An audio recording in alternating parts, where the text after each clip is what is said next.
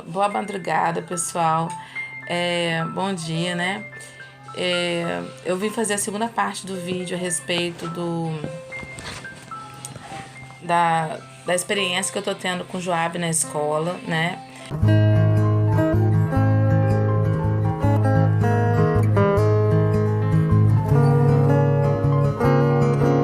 Como todos vocês sabem, o meu filho ele foi diagnosticado com TEA aos 2 anos e alguns meses. Acho que 2 anos e agosto, setembro, outubro, novembro, dezembro, janeiro, fevereiro. 2 anos e 6 meses, né? E de lá pra cá eu venho fazendo as terapias com o Joab.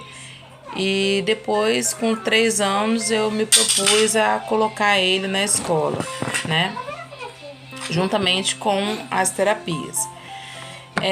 No vídeo que eu fiz, acabei postando no meu Instagram, né?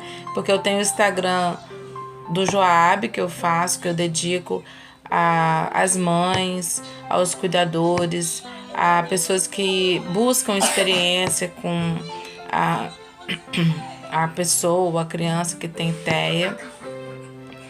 Claro que cada um tem uma característica diferente, né? Cada um tem, porque é um espectro, não é o autismo, o autista, né? O TEA não é uma doença, né? Por isso que hoje ele é considerado transtorno do espectro autista e não é mais considerado autismo, né? Porque o ismo indica que é uma doença.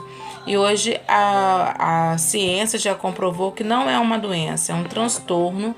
Muitas das vezes, algumas vezes é produzido de forma genética, né, ocorre de forma genética, outras de forma natural, por alguma alteração na gestação, pressão alta, diabetes, né? E acaba acarretando a alteração na hora da distribuição, da formação do gene, né? E na cadeia genética acaba fazendo alterações e promovendo como resultado o transtorno. E aí, no caso do Joab, eu acabei postando o vídeo que eu fiz da escola, da experiência da escola, no meu Instagram, tá? Mas eu coloquei um link lá para quem quiser assistir, né? Poder se reportar ao Instagram do Joab, que eu dedico ao Joab. E aí nesse vídeo de hoje eu venho falar mais detalhadamente, porque senão o outro ia ficar muito grande. E eu fiz esse vídeo aqui, não estou fazendo ao vivo, por quê? Porque eu ainda estou me acostumando com a tecnologia, tá? Assim, das redes sociais, né? De como trabalhar ao vivo. E acaba que o ao vivo a gente não consegue editar algumas coisas, né? Então, eu tô fazendo assim, vou fazendo o vídeo, depois eu vou editar lá, cortar as partes que foram inadequadas, né? Então, aí no caso do Joab, ele foi pra escola. No começo, como eu falei anteriormente, ele teve um processo de ajuste, né? Que muitas das vezes alguns terapeutas consideram como regressão, mas eu não considero como regressão, eu considero como ajuste. Por quê?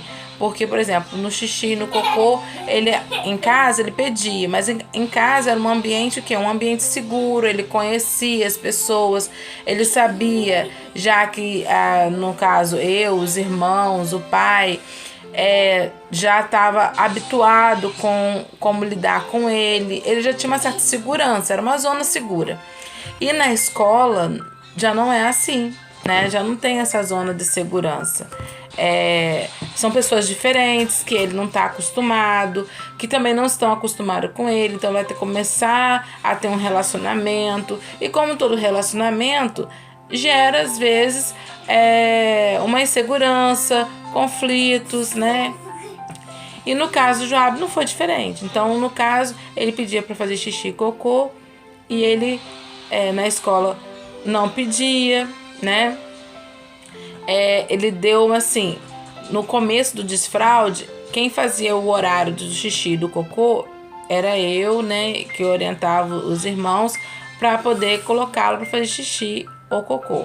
Então, assim, eu fiz, como eu já falei com vocês em outros vídeos, eu fiz uma tabela, né? E fui anotando os horários do xixi e do cocô que ele fazia. Então, ele fazia xixi de 15 em 15 minutos no começo do desfraude. Então, eu anotava. Desde a hora que eu tirei a fralda da noite até o momento que ele fosse dormir, tirar a sonequinha da tarde. Então, eu anotava que horas que fez xixi. Aí fez xixi, marcava lá. Fez cocô, marcava lá o horário. E aí, depois de umas 3 ou 4 tabelas que eu fiz, deu para poder eu fazer a triagem de quando, mais ou menos, ele poderia estar sujeito ao xixi e ao cocô. Então, eu comecei dessa maneira e foi dando certo, sabe, gente? Claro que teve muitas intercorrências, tive que comprar muitos panos de chão, muitos desinfetantes, entendeu? Porque era assim, xixi toda hora, o cocô não queria ficar no piniquinho, no começo foi no piniquinho. Eu coloquei o piniquinho na sala para poder fazer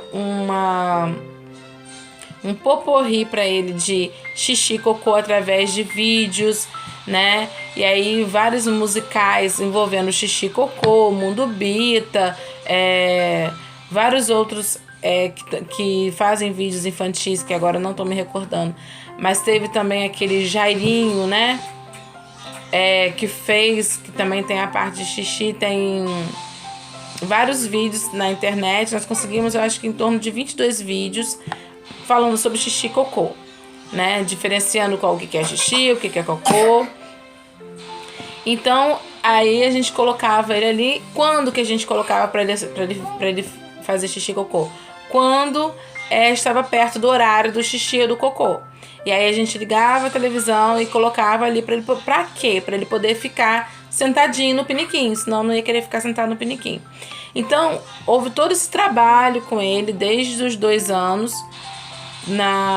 Por quê? Porque eu aproveitei o verão para fazer isso. Porque no verão, se ele ficasse molhado, se acontecesse, né, qualquer coisa de ficar um tempo maior molhado, não teria problema, não ficaria enfermo. O Joab, ele tem uma fragilidade muito grande à friagem. E aí ele fica, na mudança de tempo, ele fica tossindo, fica com secreção pulmonar, muitas das vezes fica com secreção nasal, às vezes o nariz fica mais entupido do que escorrendo. Mas, como ele tem essa fragilidade, eu preferi desfraldá-lo no verão.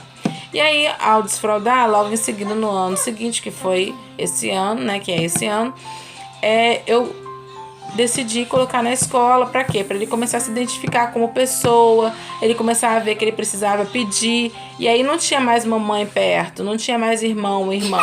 Ele tinha que aprender a como se comunicar. E aí, assim, eu não encarei como regressão, mas ele começou a fazer xixi na roupa, os horários não ficaram batendo mais, de fazer xixi e cocô, de repente ele soltava o xixi, né? E com isso ele foi se reorganizando. Nessa reorganização dele, ele já falava xixi, já identificava xixi e cocô, né? Falando xixi, cocô. Mas ele só falava cocô, passou só a falar cocô. E aí eu entendo, porque o cocô, quando você fala cocô, a pessoa logo entende que tem que ir no banheiro de urgência, né? Principalmente crianças na educação infantil. Então foi uma técnica que ele mesmo criou para poder fazer o xixi e cocô na escola, uma forma de comunicação. E aí as tias sempre falam, mas é xixi, é cocô, né? E aí ele fala às vezes que é xixi, mas já tá no vaso, já tá fazendo, né? No vaso sanitário. Bom, e aí houve um ajuste da parte dele, como também houve um ajuste da parte das tias, né? Porque normalmente eu falo mais da auxiliar, porque a tia oficial, né, a tia que é responsável pela turma, ela não vai levar para fazer xixi, né? Ela, na hora do almoço, ela pode até administrar o almoço, mas são várias crianças para poder ela pegar o almoço, para ela poder orientar a tia da cozinha como que tem que colocar a comida para tal determinada criança, né? Como o caso de Joab, não pode misturar a comidinha, então tem que ter o arrozinho separado, o feijãozinho separado, né? Pra poder ele ver aquilo ali. Ele gosta muito das texturas mais em grãos, tá? Ele gosta de mastigar e sentir que tá mastigando, não gosta muito de coisa líquida. E tudo isso foi muito bem conversado com a professora oficial da escola, da turminha dele, né? E a auxiliar tem essa função, né? E eu sei dessas funções porque sempre quando eu vou buscá-lo, né, quando a auxiliar me entrega, ela fala, olha, ele acabou de fazer um cocôzinho e aí eu não deve ter sido colocado ainda na agenda, porque a responsabilidade de colocar na agenda é da professora titular, né, da turma. E aí ela sempre me passa, ó, hoje o Joab comeu tudo, tá? A professora titular também passa isso, mas há um comum acordo, né? E eu sinto que a professora auxiliar fica mais responsável por essa parte de ir ao banheiro, de dar a comida, né? De no parquinho fazer direcionamentos das atividades para desenvolvimento de cada criança, né? E o Joab está inserido na turma, não é diferente, né? E no caso, há uma coisa importantíssima que eu busquei na escola, né, para colocar Joab, é a dinâmica de como que a escola encara as colocações dos pais, né, principalmente no meu caso. E aí, se ela leva a sério, se os relatórios que normalmente a fono, a TO, a psicóloga, né, faz, é realmente levado em consideração, se há uma conversa aberta, né, tanto da parte da coordenação quanto com o professor, os professores envolvidos, né, porque na escola do Joab tem a professora de inglês, tem a professora titular, tem a auxiliar, né, que não deixa de ser uma profissional da educação, né, e aí se há uma democracia, se há uma didática que possa inserir o plano familiar, né? Porque uma coisa que eu aprendi nesse processo todo é que se a família não está inserida, tá? Se a família não está envolvida nesse processo, não vai dar certo, tá? E nada, não dá certo em nada, por quê?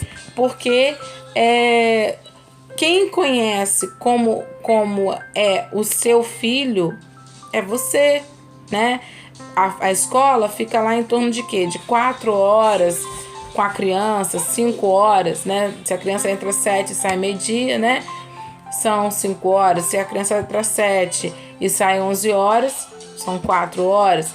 Mas você fica o resto do tempo. É você que leva nas terapias, é você que leva na natação, na escolinha de futebol, na escolinha de aulas marciais, de artes marciais. Fala, amor. A chupeta tá ali em cima. Pega ali, ó. Tá na sua frente aí. Pega lá.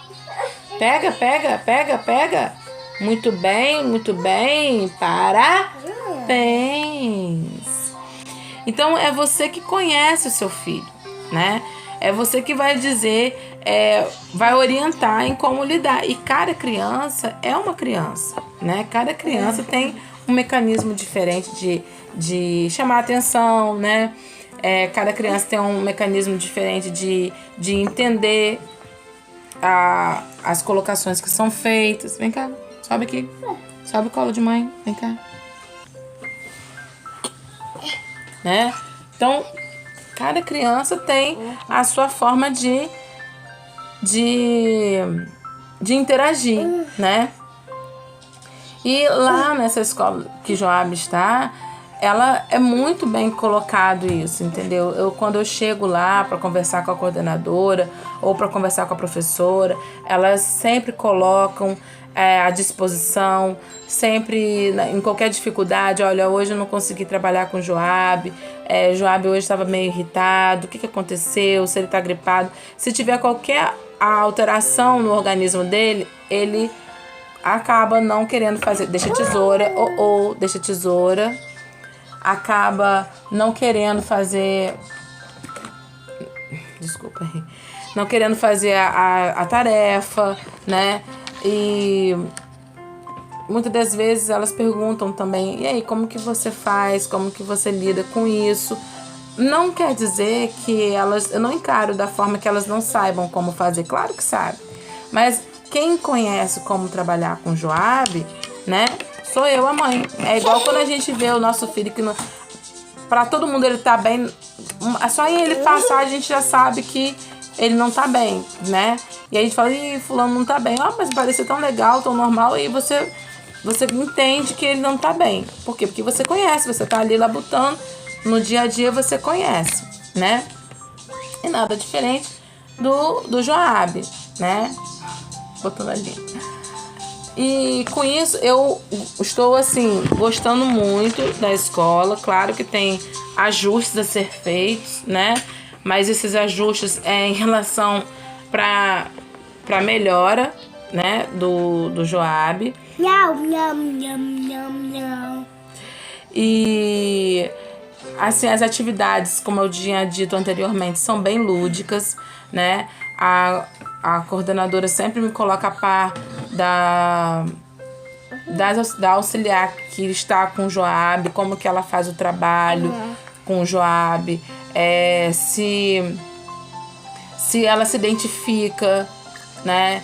E normalmente são assim muito amorosas. É importante que o ambiente escolar seja um ambiente amoroso, seja um ambiente participativo, que seja trabalhado temas que envolvam a parte cívica, né, que envolva a conscientização, o entendimento, né, que haja muita conversa, que haja uma interação, que haja confiança, né, que o que seja prometido seja realmente cumprido, né? Então vamos fazer a atividade, depois a gente retorna para a brincadeira, né, e realmente respeitar esse processo. Lidar com criança, lidar com ser humano não é fácil, então eu não espero que seja tudo 100% né, 1000 vezes maravilhoso, né?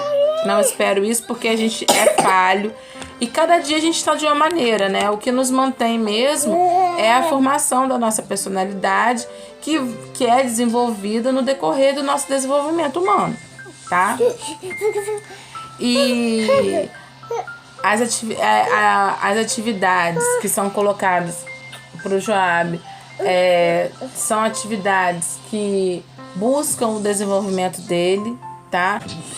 Para que ele possa ter a independência, ter autonomia, tá? Isso é importante, minha gente, porque às vezes tem escolas que, às vezes, por não saber como lidar com a situação e também por insegurança de conversar com os pais a respeito de como lidar, como fazer com que a criança consiga ficar sentado, né, por mais tempo, né, que é o tempo de contato, que é a atividade interagida com a criança,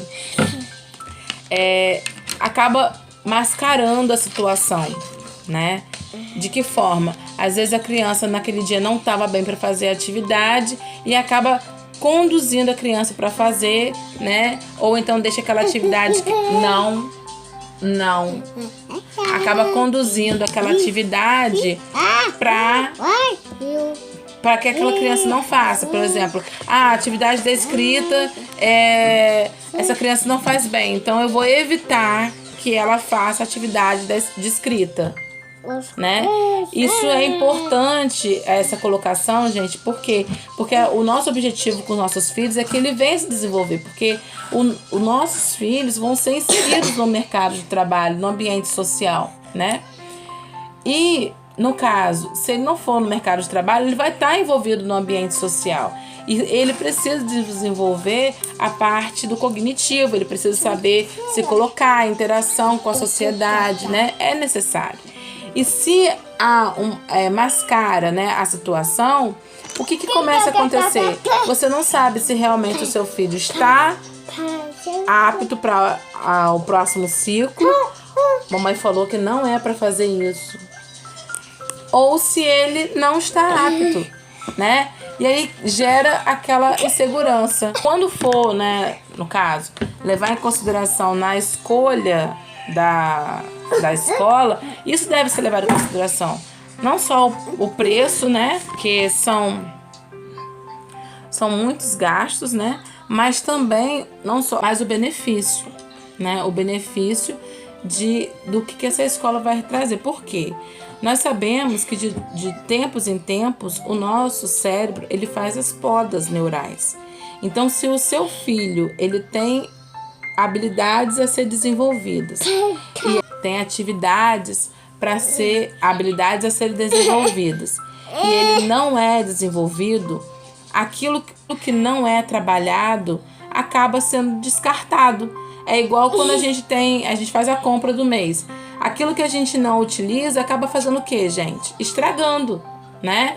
E aí a mesma coisa acontece com o nosso cérebro. Aquilo que não é utilizado, ele vai fazer o quê? Vai cortar, vai lançar fora.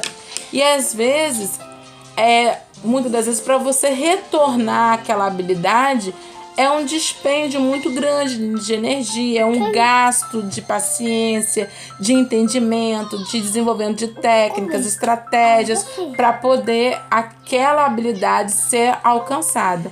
Então, por isso que a gente tem que estar sempre antenado, né? Sempre lendo bastante, estudando, para saber o que a gente tem que observar no processo da educacional dos nossos filhos e qual a melhor escola, né? A escola mais adequada para tal, né? Enfim, hoje em dia a gente não tem mais a escola para crianças com TEA, né? A gente não tem escola mais, aquela escola direcionada. A gente tem áreas de apoio, que são normalmente as terapias, né? Os centros especializados, que tem ali toda a equipe multidisciplinar. A criança que tem deficiência visual, tem algumas instituições públicas que ensinam o braille, tem as crianças que têm deficiência auditiva, né? Tem instituições que ensinam a língua de sinais, né?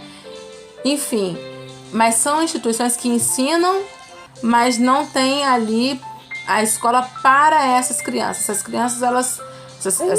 Essas pessoas, elas são realocadas na sociedade. Então, nós não vamos ter uma escola, mas as escolas hoje, né, elas devem se desenvolver, evoluir, para quê? Para que elas sejam inclusivas. Não tem mais. E os profissionais também vão caminhando para isso, né? Fazendo curso de capacitação, porque eu, por exemplo, tenho na minha turma uma aluna que ela é surda e muda. Então eu tenho que me comunicar com ela, né? Eu tenho que fazê-la entender o que ela tem que fazer no exercício, como que ela vai realizar determinada atividade, né? Eu tenho que entender como que tá o humor dela, se ela tá legal para fazer a atividade, às vezes ela não tá legal, às vezes ela não quer fazer, né? Enfim, tem que haver uma comunicação. E então eu tenho que fazer o quê? Eu tenho que me habilitar, eu tenho que buscar conhecimento, né? E o conhecimento, ele liberta. Liberta não só a nossa visão, mas nosso entendimento, a forma da gente entender como que se colocar no lugar do outro que tem essa dificuldade, né, de visual, essa deficiência visual, ou a deficiência auditiva, ou a deficiência intelectual, né? Ou o TDAH, que é a dificuldade de ficar parado no lugar, de concentração, né? Enfim.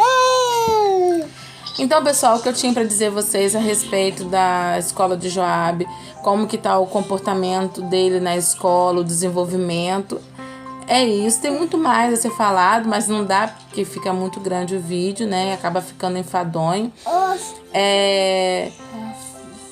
Eu estou muito satisfeita, tá? Com a escola. Às vezes eu acho que eu sou um pouquinho assim... não sou chata, não, mas eu fico sempre perguntando como que tá, porque eu preciso ter esse acompanhamento mesmo, porque a TO, a psicóloga, né, a TO que é a terapeuta ocupacional e a psicóloga, a fisioterapeuta que é responsável pela ecoterapia, ela pergunta como que ele tá na escola, ele tá conseguindo ficar com um tempo maior de interação, ele tá conseguindo ficar com a postura adequada, né? Porque tudo isso influencia na escrita, está conseguindo desenvolver a parte cognitiva. Então eu preciso ter esse retorno, né? Porque de 15 dias elas perguntam e eu preciso saber se ele tá legal, se ele não tá, se ele tá interagindo, se ele tá socializando, né?